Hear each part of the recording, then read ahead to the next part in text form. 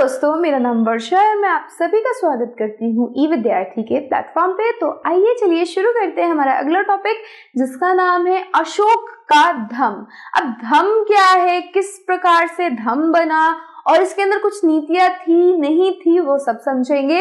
लेकिन ये जो चक्र है, ये जो चक्का जिसे हम कहते हैं, व्हील जिसे हम कहते हैं, ये अशोक के धम्म को कई बार डिनोट करता है, अशोक के धम्म का प्रतीक माना जाता है।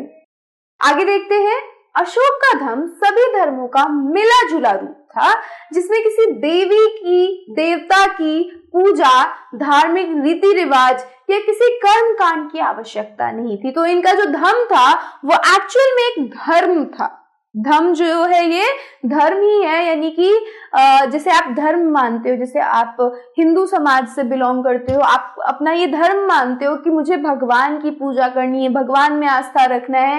उसी प्रकार से अशोका के धर्म में क्या था कि ये भी एक प्रकार का धर्म था, लेकिन इसके अंदर किसी देवी या देवता की पूजा नहीं करनी थी, ना ही कोई धार्मिक रीति रिवाज मानने थे, ना ही कोई कर्म कांड करना था।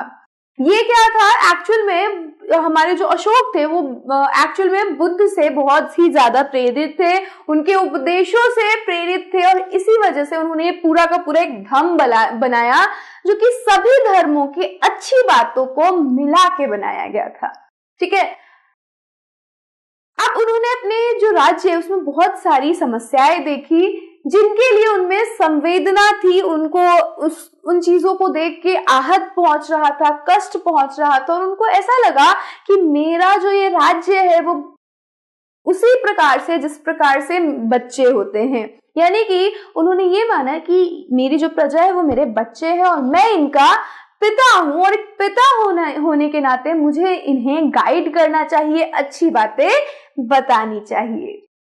तो उनके जो राज्य है उसमें कई प्रकार की कुरीतियां चल रही थी, बुरी बातें हो रही थी, और वो बातें आज के वक्त में भी हो रही है। लेकिन उन्होंने जब वो बातें अपने उस समाज में नोटिस करी तो उन्हें बहुत ही ज्यादा संवेदना हुआ। वो क्या क्या चीजें हो रही थी उनके समाज में। पहली बात तो उनके साम्राज्य में अलग अलग धर्मों को मानने वाले लोग थे, और इससे कई बार टकराव पैदा हो जाते थे। ये आज के मॉडर्न टाइम की भी बात है कि आज हमारे इंडिया में अलग अलग धर्मों के लोग रहते हैं, और इसकी वजह से टकराव पैदा हो जाते हैं। तो लोग क्या कहते हैं कि धर्मों को अलग कर दो, लेकिन हमारे अशोक ने ऐसा नहीं किया था। क्या किया था जानेंगे, लेकिन पहले उनकी सभी समस्याओं को जान लेते हैं, उनके साम्राज्य की समस्याओं को जानते हैं।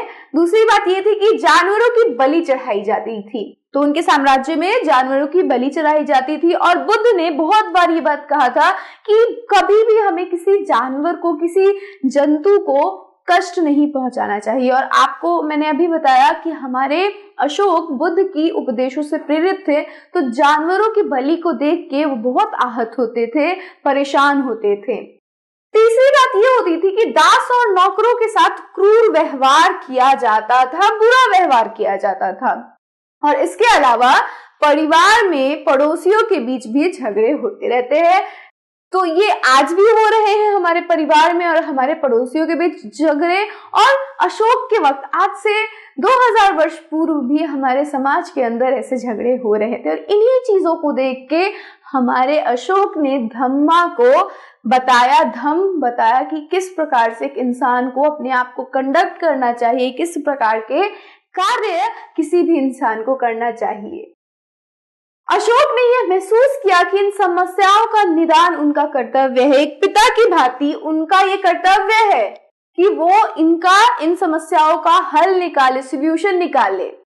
यह वस्तुतः व्यवहारिक शिक्षा था, जिसके लिए अशोक ने धम्म महात्मा अधिकारियों की नियुक्त की, जो जगह जगह जाकर धम्म की शिक्षाएं देते थे। तो जो भी इन्होंने अपने धम्म के अंदर बातें बताई थी वो व्यवहारिक शिक्षा थी, यानी आपके व्यवहार में वो परिवर्तन करने थे। व्यवहार के द्वारा आप धर्मों को दिखा रहे हो और धर्मों को मान रहे हो, और इसके लिए उन्होंने क्या किया, धम्म महात्माओं का चयन किया, धम्म महात्माओं का एक तरीके से कह सकते हो नियुक्ति करी, और उन धम्म महात्मा अधिकारियों धम्मान महत अधिकारियों की जो नियुक्ति थी वो इसीलिए थी ताकि ये लोग जा जाकर धम्मा की शिक्षा दे सके, धम्म को सभी तक पहुंचा सके।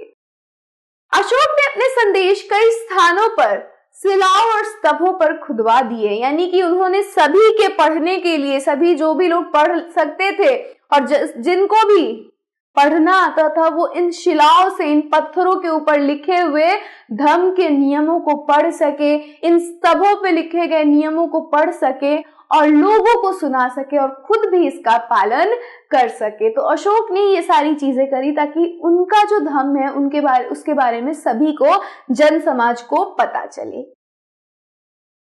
अशोक ने धम्म के विचारों का प्रसारित करने के लिए सीरिया, मिस्र, ग्रीस तथा श्रीलंका में भी दूत भेजे। तो अशोक ने धम्म को प्रचारित करवाने के लिए, उसका प्रसार करवाने के लिए, एडवर्टीजमेंट करवाने के लिए अपने दूतों को भेजा।